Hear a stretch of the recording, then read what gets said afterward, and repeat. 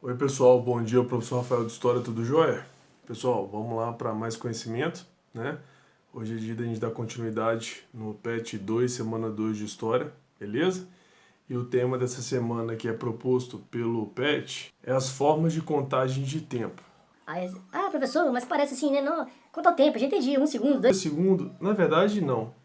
Na verdade, você só entende o tempo assim, 1 segundo, 2 segundos, porque existiu algumas mudanças, nem sempre foi contado dessa maneira, e essas mudanças foram acontecendo até chegar o tempo que a gente conta hoje. Esses segundos, horas, dias, meses, anos, décadas, tudo isso foi uma construção, não surge, não, puf, alguém chegou e falou, não, não, é aos pouquinhos foram aparecendo, tá? Então vamos começar. São várias as formas de a gente ver o tempo passar. Uma das primeiras formas que o pessoal vai ver é o Sol, né? Isso aí todo mundo tem uma noção disso. Então, por exemplo, se você quer saber quantas horas são, se você for pensar mais ou menos no percurso que o Sol faz, que ele nasce no leste, atravessa e vai para o oeste, isso aí são as 12 horas do dia, né? Lembrando que o dia tem 24 horas, mas de luz, de Sol, são 12 horas. Então, quando ele está surgindo lá no leste, é o início da manhã, né? Por volta de 6 horas da manhã. Quando ele está a pico, na parte de cima, é meio-dia. E depois, no limiar do oeste, é 6 horas da tarde. Então, você pode ver que a primeira forma de datação é isso. Não é à toa que existia um equipamento, relógio solar, né? Algumas cidades ainda têm isso. Acho que, se eu não me engano, na prefeitura, eu acho que tem um relógio solar. Que aí vai fazendo a sombra do sol e vai mostrando as horas, tá? Então, um dos primeiros momentos são esses. Outra forma de visualizar o tempo é a ampulheta, tá? A ampulheta é uma ferramentazinha, né? Geralmente a parte gordinha em cima, a parte gordinha embaixo, a parte mais estreita no meio, a areia cai de cima para baixo. Então, quanto maior a ampulheta, mais areia, mais tempo que ela vale. Então, tem umas ampulhetas pequenininhas, tem umas ampulhetas grandona e ela vai medir o tempo, né? Seria, por exemplo, uma prova. A gente está numa sala de aula e eu viro para vocês e falo: o tempo para fazer essa prova é essa ampulheta. Eu vou lá, giro a ampulheta, põe em cima da mesa e vocês ficam sabendo. Conforme a areia vai caindo, a parte de cima acabar é que a prova acabou o horário da prova. Então também é bem antigo esse modelo, tá? E aos pouquinhos isso vai ficando cada vez mais sofisticado, né? Mais estiloso, com opções, ferramentas melhores. Depois, quando a sociedade vai chegando mais próximo do que a gente tem hoje em dia, começa a aparecer um problema. A gente está falando do mundo inteiro, da história do mundo inteiro. Lá da China, lá da Nova Zelândia, lá da Europa, lá aqui do Brasil. Então é muito grande. Então, como a gente conseguir conciliar? Por exemplo, o Egito tem, bem dizer, 5 mil anos de história. O Brasil tem 500 anos. A gente tem meio mil anos.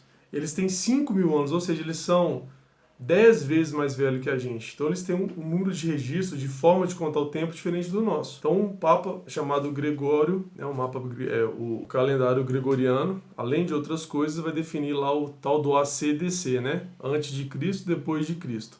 Então tudo que aconteceu antes de Jesus Cristo, a gente coloca o AC, antes de Cristo. Tudo que aconteceu depois de Cristo, DC. Independente da sociedade que você vive. Se você viver lá na China, se a coisa aconteceu antes de Jesus, vai ser colocado AC. Depois de Jesus, DC, ok? É claro que quanto mais cristão a sociedade, mais essa datação vai ser usada. Até porque o país seria cristão, né? Quanto menos cristão, menos eles vão usar isso. Mas até no meio acadêmico mesmo, que não tem tanta questão de religião, é uma forma de você mensurar o tempo, né? Aconteceu 50 anos antes de Jesus, aconteceu 1000 anos depois de Jesus, até para a gente ter uma noção, ok? E junto com esse modelo tem aquele que eu falo desde o primeiro dia de aula desse ano.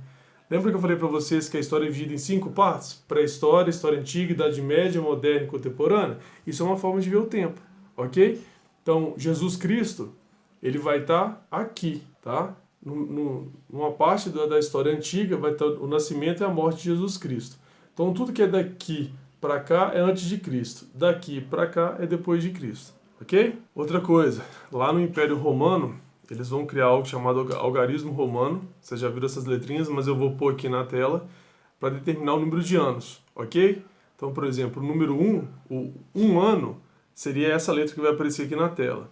2 anos, essas letras. 3 anos, 4 anos, 5 anos, 6 anos, 7 anos, 8 anos, 9 anos, 10 anos. Depois vai pulando a mais, né? Porque essa lógica vai seguindo.